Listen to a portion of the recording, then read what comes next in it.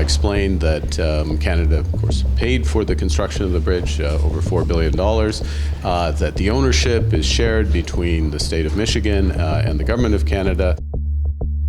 Canada-U.S. dispute of a bridge connecting Windsor and Detroit comes at a moment of wider uncertainty. Really, it's just a dispute from the president, not the whole United States. From reports about the future of CUSMA to Team Canada beginning a trade mission in Mexico today, what does all of it signal about Canada-U.S. trade relations? Let's bring in our Sunday Scrum. Charelle Evelyn is the managing editor of the Hill Times in Ottawa.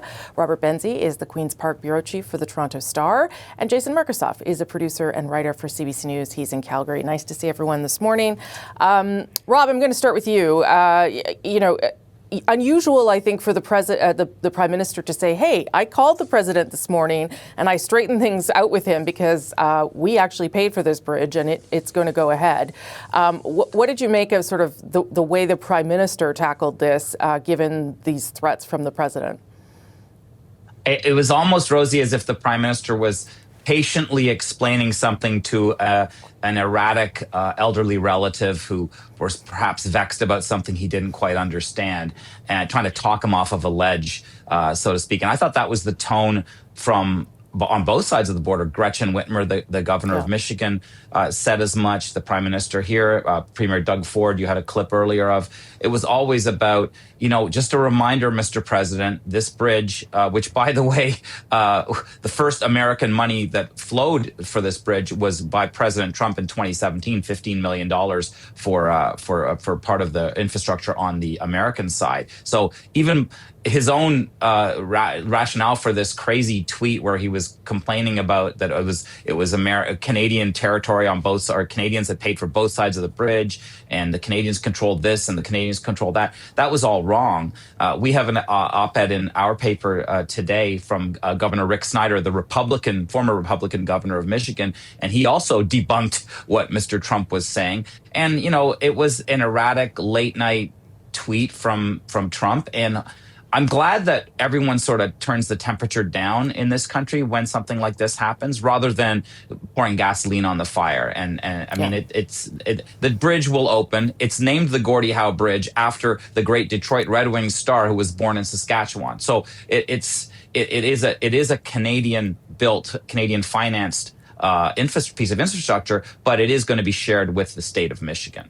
Yeah, and we did find out as well that the owner of the Ambassador Bridge lobbied the president before tweeting this or making these comments on Truth Social. So, Charelle, he was obviously affected by whatever this gentleman had to say to him. I don't know. What do you make of this particular?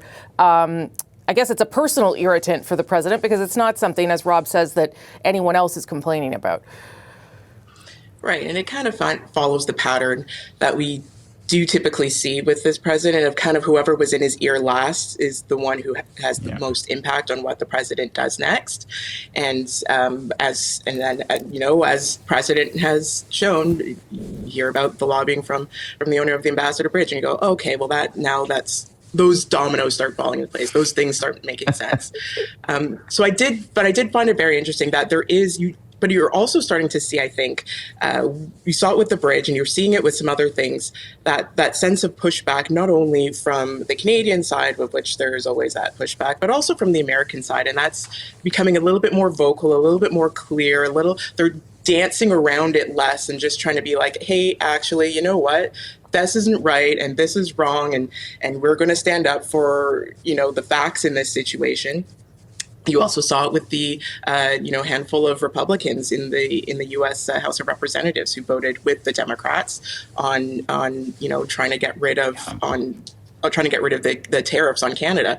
So there's these little things that I think as time is passing, people are realizing, okay, this guy's serious. We have to deal with this for another 3 years, and we can't keep going along like this. So now is the time to incrementally, at least, start speaking up and making actions symbolic, as they may be, to actually try to put some sort of stop to the president just kind of steamrolling over everybody. Right, and it comes also amidst this week. There were again reports that the president has asked for a plan to just leave CUSMA altogether. And so, Jason, I mean, that's what all of this sort of feeds into, you know, whether you react or respond to everything the president says and does, whether it's real or not, it does lead us closer and closer to what's going to happen with this trade deal, which I think is more serious and more consequential for Canada than all these other things. So how do you see those things playing out now? It appears that this bridge tweet, truth show, social, whatever you call it, it seems like a watershed moment. Like this is the one where nobody on the Canada side reacted with panic or nervousness, really, unless I missed some of them.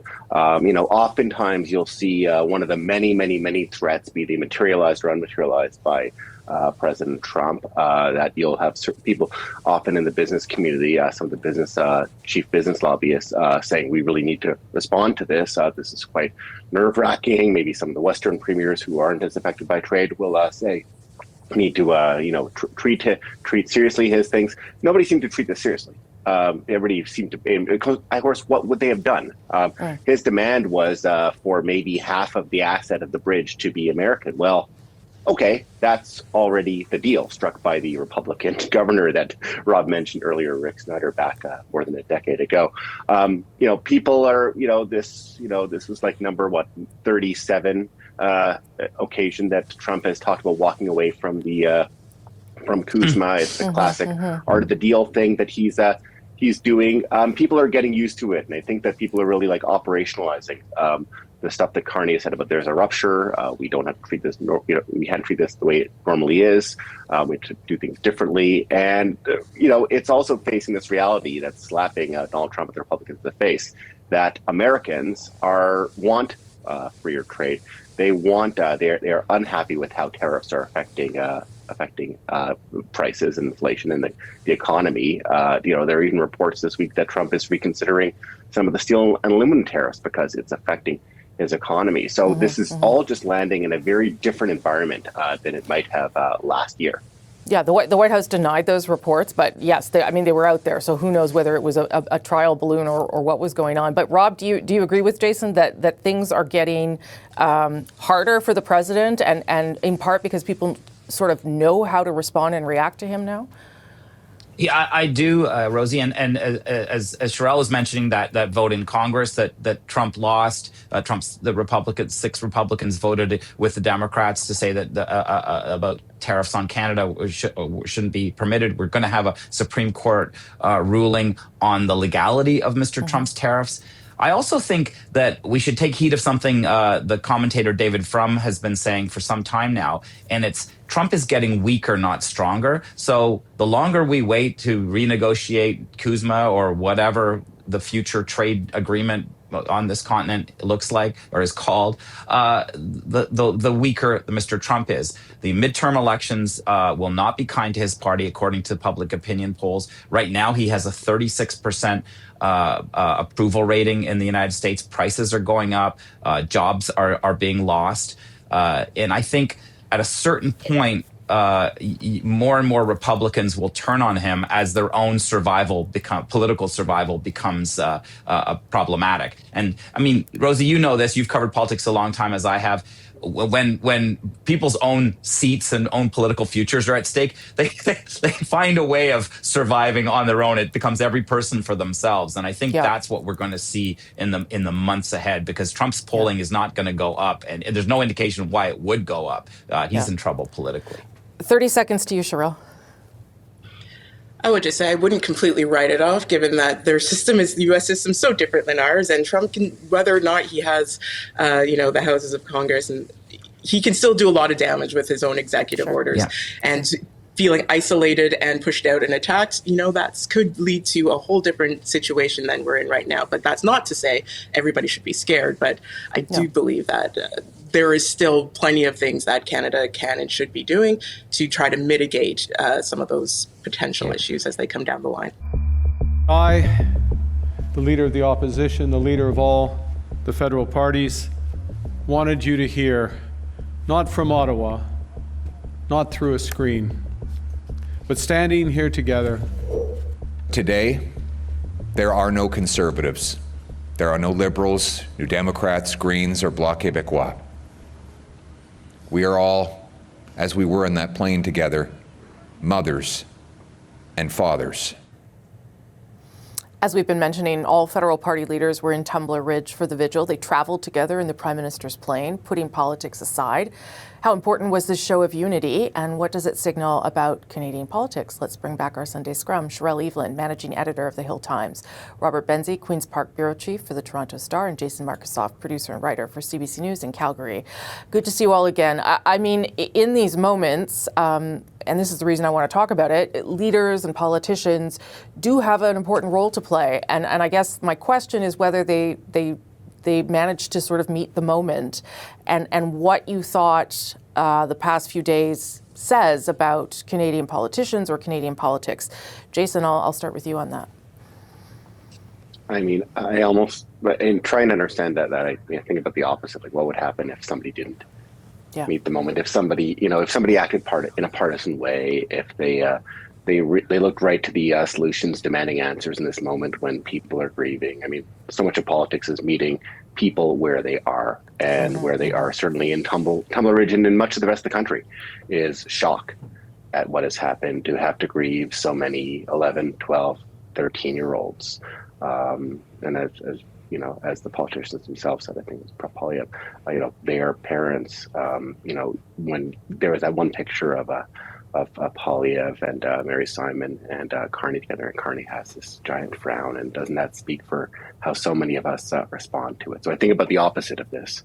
I think if somebody was to be partisan, if somebody was to refuse to take a plane ride with the Prime Minister, how so many Canadians might conclude that person is unsuited to the job of leading a country when it's feeling this way at this point.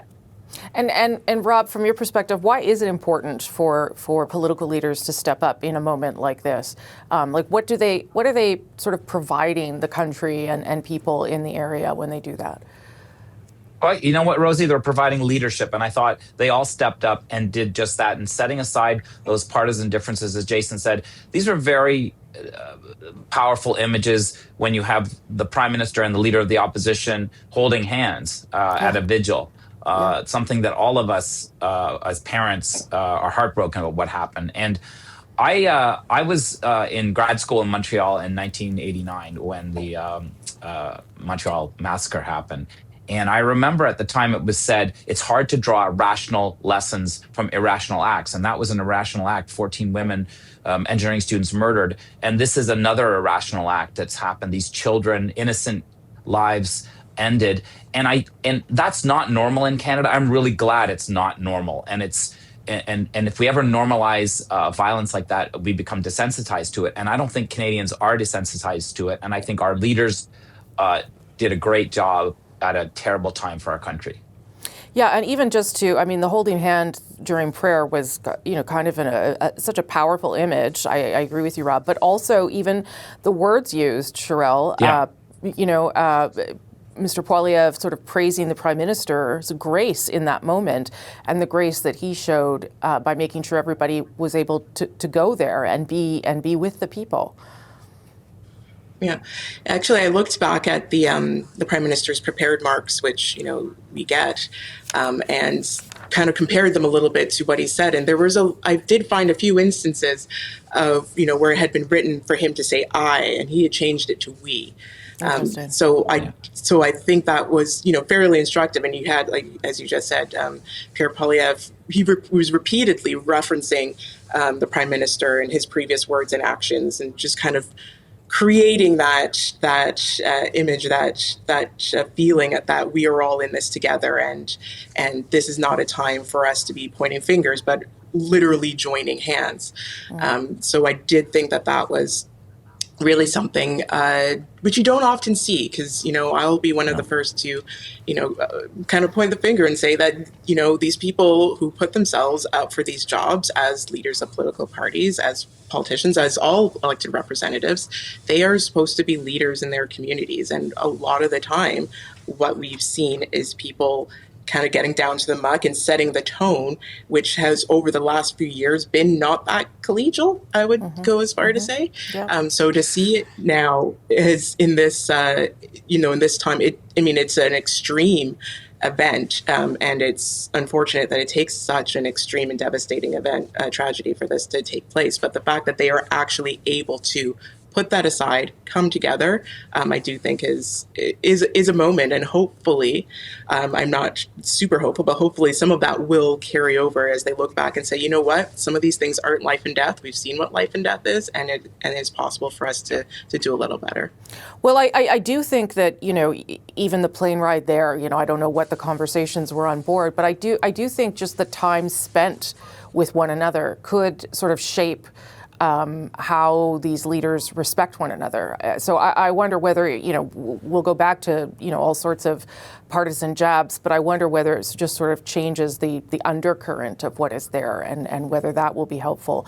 Obviously, the conversation will turn to some of the questions I asked the minister, and there aren't answers to those questions. But that will be important too, Rob, right? Like trying to get clarity around the guns, mental health, all the issues that factored into what we saw unfold. Yeah, I mean, there are questions that Canadians have, and I thought you did a very good job, Rosie, putting those questions to the minister, and he was deflecting some of them, understandably, I suppose, on one level, but that doesn't mean that we don't need to see those answers. And I think Pierre Poilievre articulated it well last week when he said, look, there will be a time where we can talk about but this is not that time. This time now is for mourning and remembering those children and the teacher and the mother. And I think that's appropriate. This is a heartbreaking time for our country, but once the mourning kind of dissipates somewhat, we are going to have to look at what we can take from this in terms of policy changes that need to be made. Did the red flag law do its job? I'm not sure that it did. Yeah, and also, as I talked to Bob Zimmer there, Jason, sometimes access to mental health in rural parts of the country is not the same, or it's not adequate. Yeah, and there are some serious questions. There are many serious questions. I'm grateful that you put the questions to Minister Namasangre, even if he couldn't answer them or wouldn't answer them at this point. I can understand the sensitivity around it, but also the fact that they're, that the RCMP are going through their motions, and with this investigation, apparently just removing the tape from the school, as your correspondent reported earlier. So there will come time for answers, and there will probably be some sharp divisions and disagreements with different parties and policies over this, as there should. I mean, this was a serious issue, and this, there seems like there could have been ways to prevent it, but we'll keep asking those questions, but I don't know if those answers will come anytime soon. I mean, right now, in terms of mourning, I mean, we're sad, but we're still to have some funerals of children who are far too young to have funerals as well. Listen, appreciate that conversation. Not an easy one, but appreciate you all weighing in. Charelle Evelyn, Robert Benzie, Jason Markusoff. Have a good Sunday. Thanks.